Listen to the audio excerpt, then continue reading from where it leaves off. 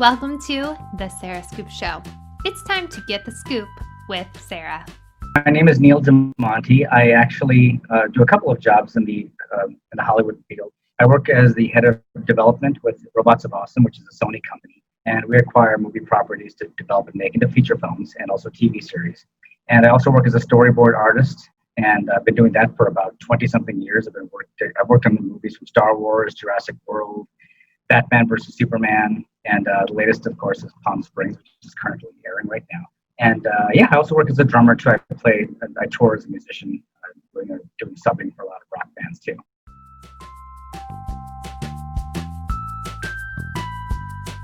Palm Springs came to my attention through my friend who's also a producer named Gabrielle Lugo. She works with a company called Rebecca Entertainment, which is her company. And usually I've been working with her pretty much exclusively for the last 5 or 6 years. So she called me and said they got this new movie called Palm Springs, which is a dark comedy, and she wanted me to storyboard the movie with a new director named Max Barbacow. So I went to go to have coffee with Max. Actually, we both met up over at a coffee shop over by not too far from the Beverly Center by the Grove, and had a nice lunch and talked about how he wants to go about the scenes between the movie. So yeah, nice guy, and it was his first time directing a feature film. So I just kind of want to get on the right page of what he wants. So I asked him what kind of movies he likes. He gave me a couple of names of some of the films that he likes, that he wants to have this kind of a vibe towards them. And most of the ones that he recommended, actually, I've seen before. So I usually do that with most directors. Whenever I meet with them, I ask them what their favorite movies are and what kind of style and tone they want to establish with this current film. So he mentioned a couple of films like Big Lebowski, which shockingly everyone I know seems to always want to, they always refer to that movie all the time. So we just kind of went over a couple of shots that he wanted to do that were kind of complicated. So we wanted to get all the complicated shots involving stunts and special effects out of the way. And I did a couple basic sketches for him while we were there. And he goes, okay, I like this and I like that.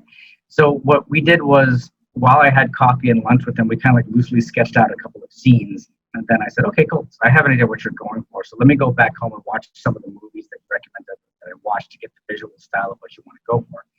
And I'll just start adding detail onto the sketches that I did for you. So yeah, so we had a good relationship. So then I had to go into a production meeting a few weeks after that with everybody on the crew, the director of photography, and we were at a production company. Our office was in Sherman Oaks. And we just sat there and went over certain things with the director, what they wanted. So for example, if a certain character in the movie had a certain vibe, they wanted to know what kind of car that they wanted to get for her to drive. It had to be a convertible. If it was convertible for doing some of the stunt scenes, what kind of convertible can we do to fit a camera in there and fit a camera in the back and get these kind of shots? So it was pretty informative. We had to go through and pick characters. Everyone's car was an extension of their personalities. So the female character in the movie, they wanted her to have some kind of a car with the skylight, so we can have the characters pop up on the roof and kind of stick their hands up in the air in some of the scenes and be able to film all that safely. And that was a big thing we had to do. So after we did that, we basically kind of went and just started going through the storyboards and kind of breaking down all the visual effects shots and all the stunt sequences, because those are the most important things. You want to make sure those are all done so that we know what the budget is. So how can we accomplish these shots in the movie with the budget that we have? So yeah, it was just a matter of working with the stunt team and working with the stunt coordinator and working with the visual effects supervisors to see how we're going to be able to do all these things effectively and how we can make them all happen with the budget that we had. And then they were filming, I think, I don't think they were filming actually in Palm Springs. They were actually filming in Santa Clarita. So they had some sets up there and they had some locations that they picked out. And then they went off and they started doing the filming. And I was getting reports from the set people on little by little about everything. And what's really cool about that is too, my friend Emily, who moved here just a few years ago, got a job working as an extra on the movie too. And we were talking, and she goes, "Hey, are you working on a movie called Palm Springs?" And I said, "Yeah, I'm actually storyboarding it." And she said, "No kidding, I'm actually working as an extra on that." That was kind of a nice little thing. When I went to go see it in the drive-in, I saw her in a couple of scenes. I was clapping and cheering her on too. That was actually really cool. It was just nice having a friend of yours that you didn't even know was working on the same movie you're on, and they're on set working too while you're behind the camera doing all the storyboarding shots. So that was actually pretty cool experience.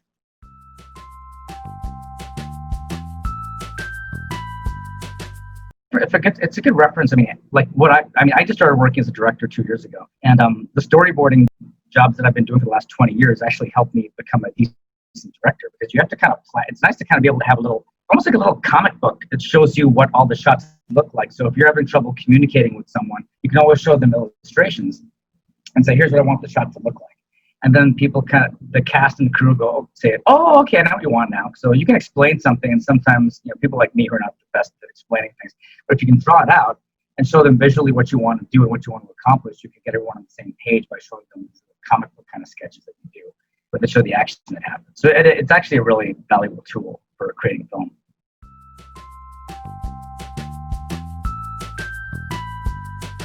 Because when we had our first meeting in Sherman Oaks, they had like all the department heads were at this big conference table. So I got to meet everybody in person, and some people I've been talking on the phone with for about 4 or 5 years. I got to finally meet in person. That was really cool. And because you have a bond with them, like setting up deals and stuff like that on phone calls, but you never get to meet in person. So this was the first time a lot of us actually got to meet in person physically, which was really cool.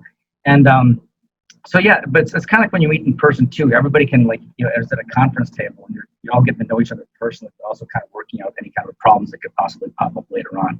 And you get them all knocked out by having everybody in the room at the same time.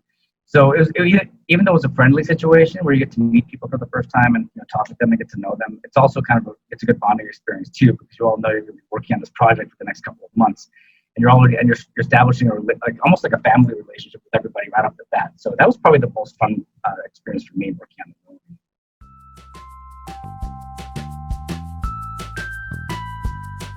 Actually, we were going to have a premiere originally, but then because of the COVID shutdown, everything went crazy. So we weren't actually able to have an actual, quote unquote premiere. So I saw the ad popping up on I think it was Instagram or something. I saw an ad popping up saying Palm Springs coming to Hulu on July 10th. And I was like, oh no way! I worked in that movie.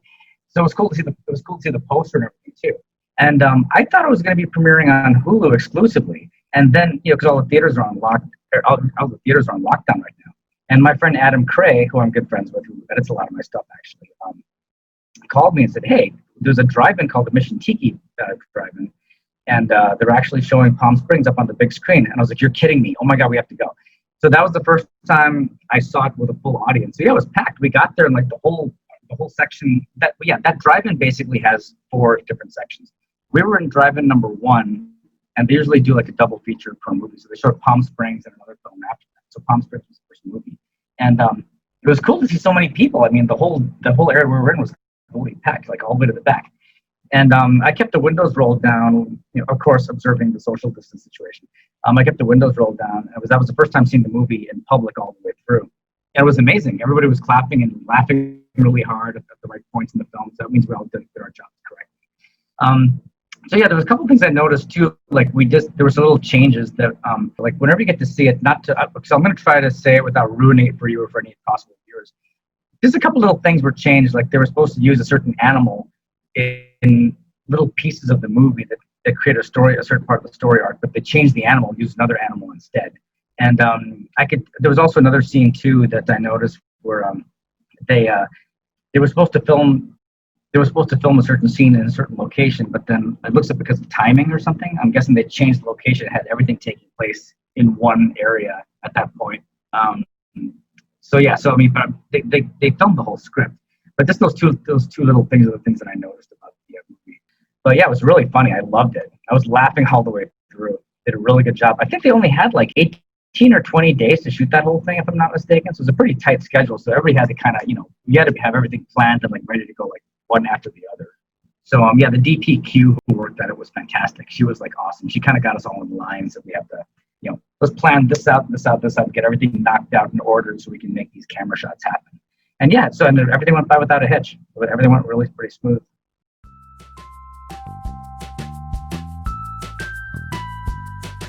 Oh no, actually I wasn't able to get down to the set because the set was in Santa Clarita. And I was working on another movie like back to back with that. So I was actually like on location doing that. So I wasn't able to go to the set, but I really wanted to meet him though. So hopefully if we have some kind of a cast and crew at a screening at some point in time, I'll get to meet him. Yeah, it was really funny in the movie. Everybody was hilarious. And J.K. Simmons was like, took the cake with me. I was like laughing so hard when I saw him come out. was actually the first project I did with Hulu. Actually, everything else I've done was through like Netflix, Amazon Prime, Shudder. So it was really cool. I think, like, if I'm not mistaken, I think I don't remember how we got how they got the funding for it, but I mean, I'll have to clarify with my friend Gabby. They had a $4 million budget to do the movie, and then the company Neon, which I believe did, I think they did Parasite. I think they were the production company or something behind Parasite. They acquired the rights, and then Hulu got them for streaming, and that's what happened. So I don't, but yeah, I think that's usually for like the distribution streaming aspect of it. So I don't remember who actually financed the movie. So that's something I have to ask Gabby about. But like, yeah, it was pretty cool. I mean, it's the first project I saw for Hulu. So when I saw the little logo on the bottom, I thought that was pretty cool. Because the other two movies we have out right now that I worked on are one movie called Burden, and actually Gabby was the producer on all three of them. So Burden is being shown on demand right now. That's with Forrest Whitaker and Garrett Hedlund and Tom Wilkinson, and that's actually showing right now. And also on Netflix, there's another movie called The Bucket List that I worked on as well, and that's Gabby produced that also. So it's kind of nice to have like three of these films, like all showing like back to back, like since the COVID situation happened. At least it's getting people to, if you are going to be staying home and you're stuck, being at home, at least you can have something that you enjoy that we all worked on. So that makes me feel really good.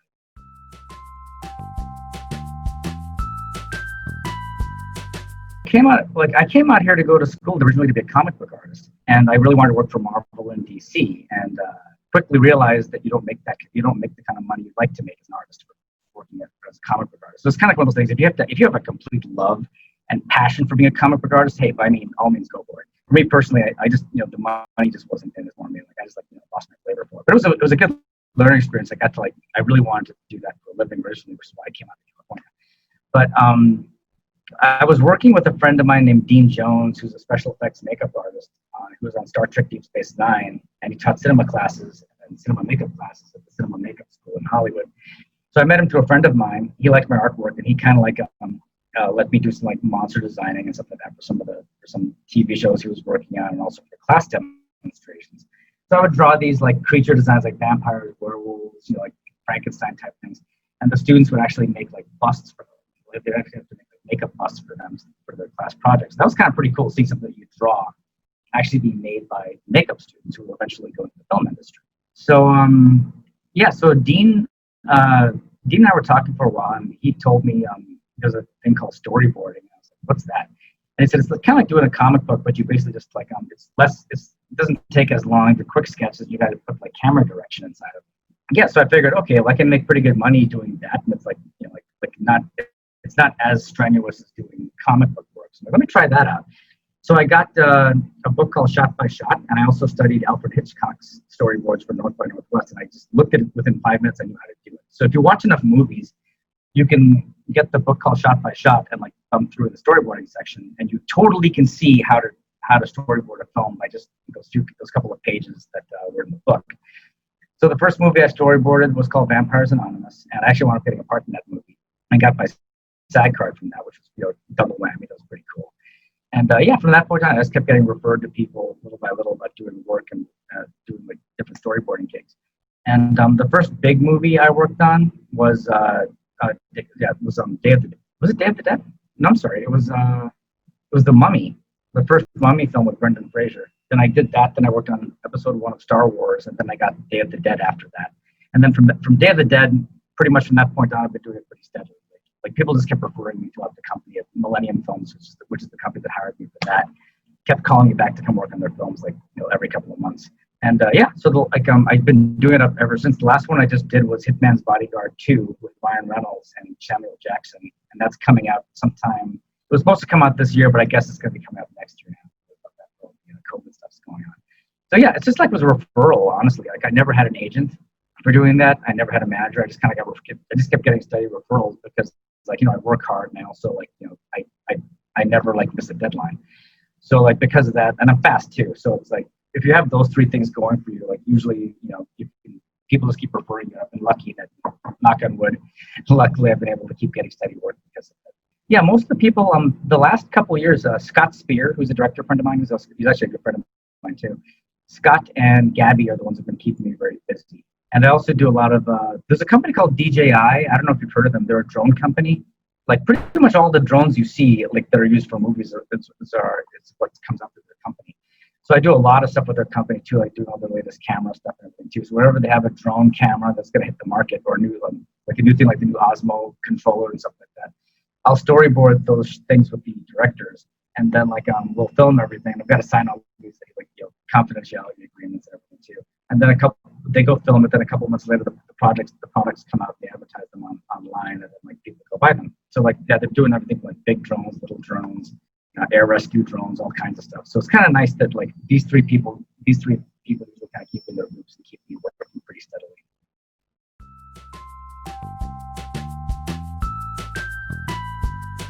Actually, I was a cast member. I had one line in the movie which wound up getting cut. Yeah, that was a funny thing with that one too. There was they didn't have a finished script at the time when I got the job. So I came back from the UK. I was visiting some family over there. I came back and I got really sick on the plane. I got really emaciated.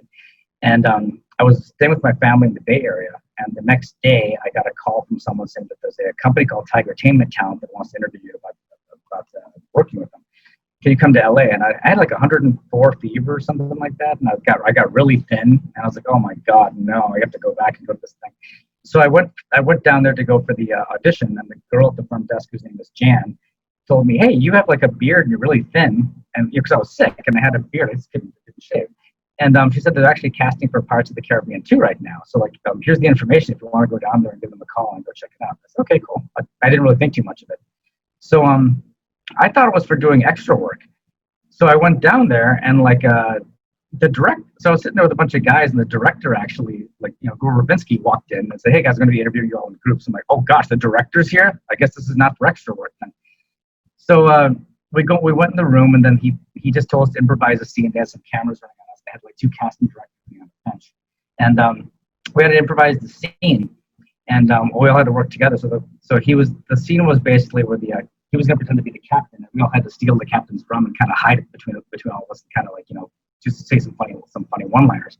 So we were all kind of pretending to pass the bottle of rum between all of us, and the captain kind of busted us and was interviewing all of us and said, okay, why do you want to be a pirate? They got to each person, and then they got to me. And if I remember correctly, because I'm a smart ass, so I think I just said I raped, I pillaged, and I've murdered, and I've had sex with a dog all before 9 a.m. And the clock hit 8:59. So everybody started laughing, and then they went on to the next person. And then I looked in the back, and I saw someone putting a check mark down by my name, and I was like, I think I did good. And then next thing I know, I got a call saying they're coming for a wardrobe fitting. I'm like, oh, cool. So when we got to the set that day, we were filming at the cantina scene at Disney Studios. There was the script wasn't completely written at that point, so we just got our lines on little sheets of paper called sides, and we had to go off of that. So I don't know if it's on the bonus. There's a 2-disc DVD thing, I believe, or Blu-ray. So if you go on that, I think the scene is on there. I just tripped over Johnny Depp's character and dusted him off and said, I'm sorry, and just kind of walked over him. And the funny thing about that movie was I made some friends in that movie too, but I saw this old guy who looked like Saruman walking past me and was kind of staring at me. And I was looking at him, I'm like, I know you. I think you're a friend of mine. And he's like, Neil? And I'm like, Derek? And I was like, oh my God, it's you. And I give him a big hug. And so if you saw the movie, there's a scene, Derek O'Connor is an actor friend of mine. If you remember him, he was the main henchman who got squashed by the crate in Lethal Weapon 2. So there was these 2 bad guy, Nazi guys, and there was the head bad guy, and he was the evil henchman guy who fought Briggs in the movie. So he had so much makeup on, had this long hair. At first I didn't recognize him. I was like, is that you? Oh my gosh. So it's cool to actually see people on set, but you don't actually know that it's them because they both have so much makeup on. So it's kind of funny. So he heard my voice and I heard his voice. That's how we recognized each other. We had to kind of do a couple of really quick looks at each other to make sure that we were actually recognizing one another. And that was pretty cool. That was a good payday too. And everyone was really friendly. Johnny was really cool to work with. And the director was awesome too. We actually wound up staying in touch, which is a cool thing. So yeah, it was a good experience. Thank you for watching The Sarah Scoop Show. Head to sarahscoop.com for more.